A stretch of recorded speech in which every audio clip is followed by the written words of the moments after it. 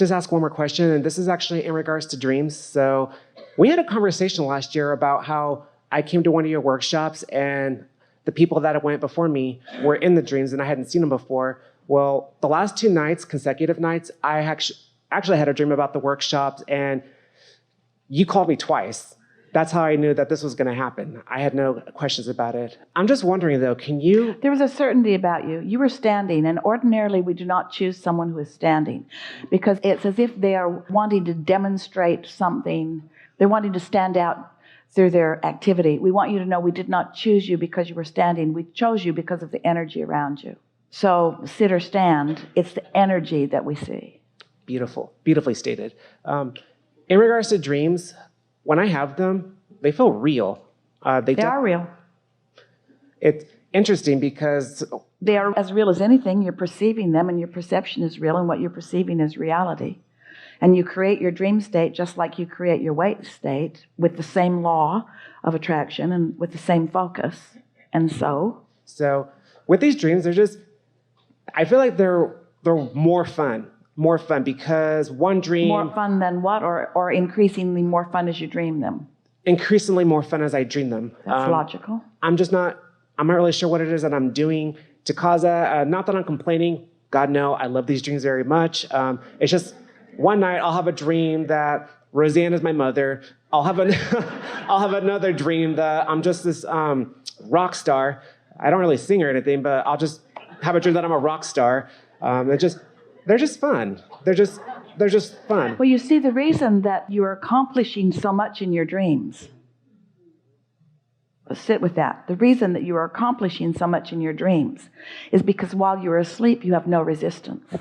So when you are awake with no resistance, you'll begin accomplishing more. Definitely. More that's in your vortex. We really want you to hear that, all of you, but we really want you to hear that. In your sleep state, your resistance is so much less, which means what's in your vortex that is calling you, whether you're asleep or whether you're awake, but in your sleep state, you go more easily. You don't protest so much in your sleep state because your beliefs are not active while you sleep. What's active when you are awake, to some degree, is active when you're asleep. So if you are troubled in your wake state, then you bring some of that resistance to your dream state. But the comparison of the resistance in your dream state to the resistance in your wake state is way different. There is so much less resistance while you sleep. Resistance still possible. That's why some dreams reflect it. That definitely makes a lot of sense. Probably the reason why I had more fun in my sleep state than I do in my awake state. Well, you're not as hard on yourself, and you don't cling so much to what is. So you allow your inner being to lead you. If you could begin saying, you can begin saying that I am a very satisfied and productive creator in my dream state and in my wake state. I'm a very productive creator in my dream state and in my wake state.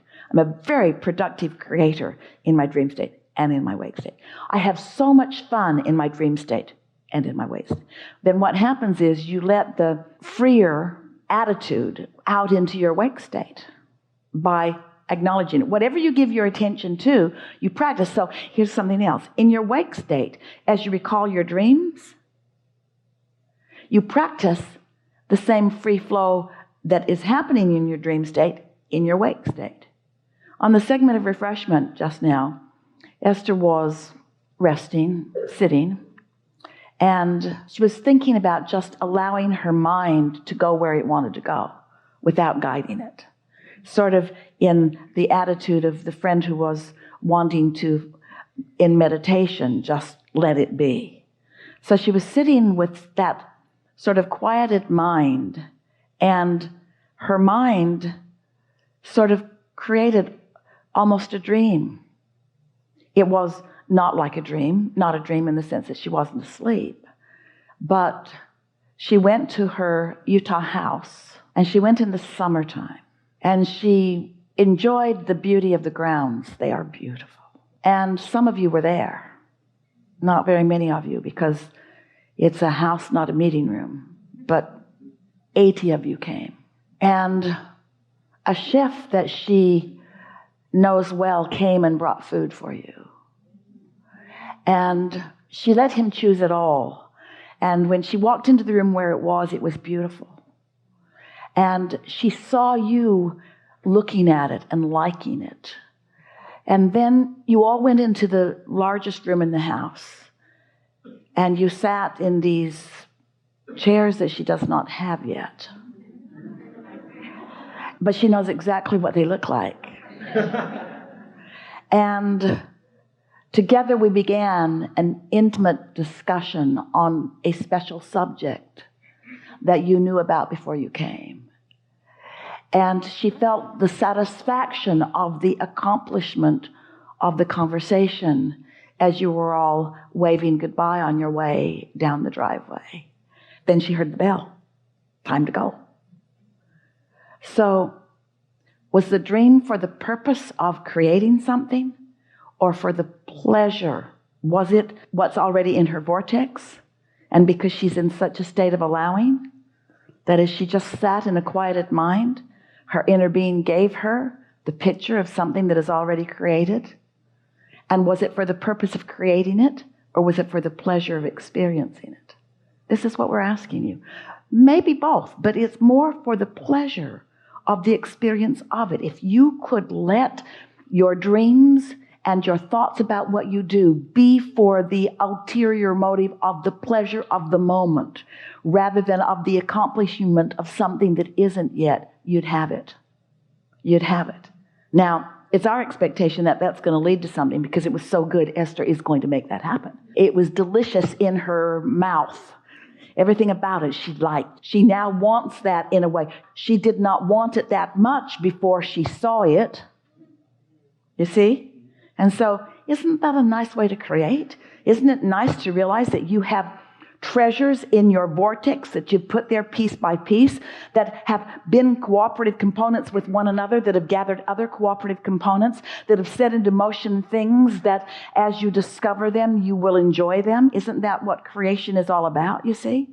So it isn't about standing over here where something isn't and moving over there where something is. It's standing in the vibrational frequency of all that you are, letting yourself discover or understand.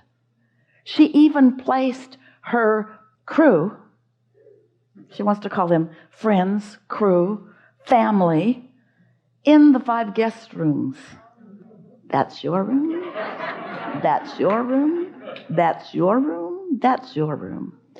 And in between seminars, when the people go back to their hotel, we will party. Yeah. We'll eat good food. We'll play good music. She got carried away. Her vision was way more expansive than the 5 minutes in which it took place. An altered state of consciousness for the purpose of giving her the pleasure of the idea. You see what we're getting at? Toward what end? Doesn't matter. So, if we can convince you that your vortex is filled with movies and visions and activities and surprises and delights, and you've created every one of them, and if you could be satisfied with the existence of them and eager for your awareness of them, then everything that's in your vibrational reality, in your vortexual reality, can come out and play with you where you are. And what is the advantage of having a dream about it? You had a dream in your sleep state. Esther had a dream in her wake state. And interesting that she would have it right before the conversation with you, isn't it? Very much so. This is co-creation at its best. It is at its best. It is co-creation at its best. It is co-creation at its best. So, as you have it in your dream state, and Esther has it in her wake state, for the pleasure of it / practice of it, for the pleasure of it / practice of it, for the practice of it, for the practice of it toward what end? Toward what end? More pleasure, more practice. Toward what end? More pleasure, more practice. Toward what end? To the eternal, constant unfolding of the things that surprise and delight you. Life is so good. Life is beautiful. Yeah. Thank you so much. Yes, thank you very much.